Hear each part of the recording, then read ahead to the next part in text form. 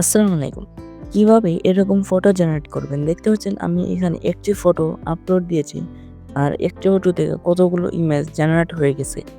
আপনারা চাইলে আমার মতো এরকম ফটো জেনারেট করতে পারবেন শুধুমাত্র একটি অ্যাপ্লিকেশন দিয়ে। এরকম ফটো জেনারেট করার জন্য আপনারা প্লে স্টোরে চলে যাবেন, গিয়ে ফটো রুম লিখে সার্চ করবেন। তারপর এরকম একটি অ্যাপস পেয়ে যাবেন, সেটার উপর ক্লিক করবেন অ্যান্ড অ্যাপসটি ডাউনলোড করে নেবেন। ডাউনলোড হয়ে গেলে ওপেন করব।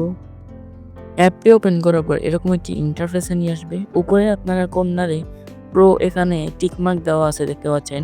আমার প্রো ভার্সন কিনা আছে। আপনারা যদি চান প্রো ভার্সন ব্যবহার করতে, তাহলে আমার ডেসক্রিপশন বক্সে টেলিগ্রাম চ্যানেলের লিঙ্ক থাকবে, সেখান থেকে ডাউনলোড করে নিতে পারেন। এখন আমরা স্টার্ট ফ্রম ফটো এখানে ক্লিক করব। ক্লিক করার পর গ্যালারিতে সব ফটোগুলো শো করবে। এখান থেকে যে ফটোটা এডিটিং করতে চাচ্ছেন সেটার উপর ক্লিক করবেন। দেখতে পাবেন অটোমেটিক এটা ব্যাকগ্রাউন্ড রিমুভ হয়ে যাবে। আর এখানে একটু সময় ওয়েট করার পর নিচে আপনি যে ফটোটা আপলোড দিচ্ছেন সেটা অনুযায়ী সব ফটোগুলো জেনারেট হয়ে যাবে। এখন যে ফটোটা আপনার পছন্দ সেটার উপর ক্লিক করবেন। ক্লিক করার পর এরকম একটি ইন্টারফেস নিয়ে আসবে। আপনি চাইলে আপনার ফটোর উপর টেক্সট অ্যাড করতে পারবেন, চাইলে আপনি ক্রপও করতে পারবেন।